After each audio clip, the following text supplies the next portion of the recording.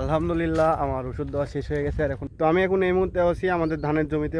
এই জায়গায় সব কিছু লাগানো হয়ে গেছে, মানে এই একটা জমি আছে, এই জমি লাগানো হয়ে গেছে। আর আমাদের সেই ঐতিহাসিক বট গাছ এইটা, যেহেতু ধান লাগানো হচ্ছে, এখন যদি বেশি পানি জমিতে চলে আসে তাহলে। আসসালামু আলাইকুম সকলকে, আশা করি সবাই ভালো আছেন এবং আলহামদুলিল্লাহ আমি অনেক ভালো আছি। শুরুতে বলে রাখি যে ভিডিওটি আজকে করা হচ্ছে, কিন্তু ভিডিওটি আপলোড দেওয়া হবে অনেক দিন পরে, মানে কয়েকদিন পরে আপলোড দেওয়া হবে। কারণ আমার ফোনে যেহেতু অনেকগুলো ভিডিও আছে, সেগুলো ভিডিও আপলোড দেওয়ার পরে মাঝখানে ভিডিওটা আমি অ্যাড করে দিব। তো কিছুদিন আগে আমি আমার একটি ভিডিওতে দেখিয়েছিলাম যে আমাদের এই জায়গায় ধান লাগানো শুরু হয়ে গেছে এবং আমাদের নিচে যে জমি আছে ওই জমিতে চাষ দেওয়া শুরু হয়ে গেছে। এবং চাষ দেওয়ার পরবর্তীতে সার দিয়েছিলাম, সেটা আপনাদেরকে দেখিয়েছিলাম। হয়তো দেখেছেন, যারা দেখেননি তারা চাইলে দেখে আসতে পারেন আগের একটি ভিডিও থেকে। তো আমি এখন এই মুহূর্তে আছি আমাদের ধানের জমিতে, মানে নিচে আমাদের যে ধানের জমি আছে ওই জমিতে আছি। তো জমিতে ধান লাগানো শুরু হয়ে গেছে, যেহেতু এই জায়গায় সব কিছু লাগানো হয়ে গেছে, মানে এই একটা জমি আছে, এই জমি লাগানো হয়ে গেছে। এই জমিতে এইটুকু লাগানো হয়েছে, মানে এই জায়গা থেকে এইটুকু লাগানো হয়েছে, আর এতটুকু লাগানো বাকি আছে। তো আমাদের এই জায়গায় ধান লাগানো হয়েছে মোট 2 দিন, মানে গতকালকে লাগিয়েছে আর আজকে লাগানো হয়েছে।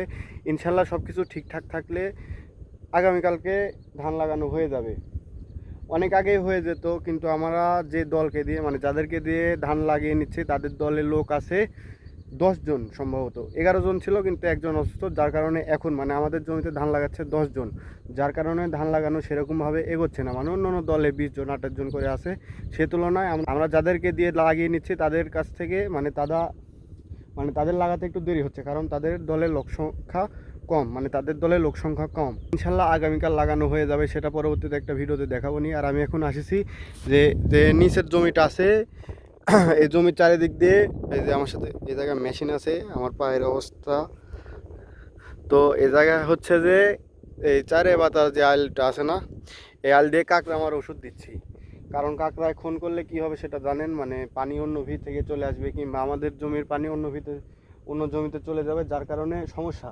আর এখন যেহেতু ধান লাগানো হচ্ছে, এখন যদি বেশি পানি জমিতে চলে আসে তাহলে ধানের গোছ যেগুলো দেওয়া আছে, মানে এই জায়গায় দেখেন পানি একটু বেশি, এ জায়গায় যদি একেবারে পানি বেশি হয়ে যায় তাহলে কিন্তু এই জায়গায় যে গোছগুলো আছে, মানে ধানের যে গোছগুলো দেওয়া আছে, এটা একেবারে উপড়ে যাবে। যার কারণে এই সময়টাতে পানি অল্প থাকার জন্য চারিদিকের যে খুনগুলো আছে, মানে কাঁকড়ার খুন আমরা বলি, মানে কাঁকড়ার খুন যেগুলো আছে এগুলো ভালোভাবে খেয়াল রাখতে হবে, যার কারণে ধানগুলো ভালো হবে ইনশাল্লাহ। আর যদি খেয়াল না রাখি তাহলে জমিতে পানি চলে আসবে বেশি, যার কারণে গোছগুলো উঠে যাবে, যার কারণে কষ্টও বেশি হবে। আর যদি আমরা না লাগাই তাহলে সেটা তো গেলই, মানে সেটাতে আর ধান হবে না।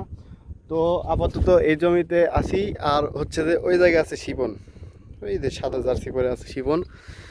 তো আর এতটুকু বাকি আছে, এই জায়গা থেকে ওই জায়গা পর্যন্ত বাকি আছে। এই জায়গা থেকে দিয়ে এসে এই জায়গায় এসে দাঁড়ালাম, মানে কাদোটে হাঁটার পরে পায়ের অবস্থা একেবারে শেষ, মানে কি আর বলবো, সেটা তো যারা করেছেন তারা জানেন। আর আমি যেহেতু এরকমভাবে কাদোতে সেরকমভাবে হাঁটিনি, যার কারণে আমার একটু কষ্ট বেশি হচ্ছে। যার কারণে এই জায়গায় একটা ব্রেক নিলাম, এইটুকু দিয়ে বাড়িতে চলে যাব। তো এইটুকু দিয়ে আগে শেষ করি, তারপরে ওই জায়গায় শিপন আছে, সেটা আপনাদেরকে একটু দেখাচ্ছি। তো আগে এইটুকু ওষুধ দেওয়া শেষ হোক, তারপর আপনাদের সাথে দেখা হচ্ছে। আলহামদুলিল্লাহ আমার ওষুধ দেওয়া শেষ হয়ে গেছে, আর এখন বাড়ির দিকে যাচ্ছি। আর এই জায়গায় ওষুধ দেওয়ার পরে একটা কাহিনী হয়ে গেছে, এই যে শিপন আছে আমার সাথে, ও হচ্ছে যে ছবি তুলতে দিয়েছিলাম, কয়েকটা ছবি সুন্দর করে তুলিছে, সবই ঠিক আছে, কিন্তু ছবি তুলিছে মাটি, আর আমার ফেসের ফোকাস দেয়নি, ব্যাকগ্রাউন্ড ব্লুয়ার হয়নি, মানে যাতা একটা অবস্থা। যাই হোক, সেই কথা না বলি। তো এখন বাড়ির দিকে চলে যাচ্ছে, সন্ধ্যা হয়ে গেছে। ইচ্ছা ছিল আরেকটা কাজ করার, কিন্তু সন্ধ্যা লেগে গেছে দেখে হলো না, নাকি শিবন? ওই কাজটা আরেকদিন হবে, ডিম চুক্তি, হাঁসের ডিম। তো এখন বাড়ির দিকে চলে যাচ্ছি, আর আমাদের সেই ঐতিহাসিক বট গাছ এইটা, মানে সবাই এক এক নামে চিনে যে গাছতলা, এটাই সেই বট গাছ। ডাল অনেকগুলো ভেঙে গেছিলো, সেটা দেখতেই পাচ্ছেন, এই যে এই সোজার ডাল ভেঙে গেছিলো, তবুও এটা দাঁড়িয়ে আছে। তো আমাদের লাইফে এরকম অনেক কিছুই ঘটবে, অনেক কাহিনী ঘটবে, আমাদের দাঁড়িয়ে থাকতে হবে। তো দেখা যাচ্ছে পরবর্তী নতুন কোনো ভিডিওতে, সে পর্যন্ত ভালো থাকুন, সুস্থ থাকুন, আল্লাহ হাফেজ। আর যারা আমার পেজে ফলো দেননি তারা অবশ্যই পেজটিতে ফলো দিয়ে রাখবেন। আল্লাহ হাফেজ।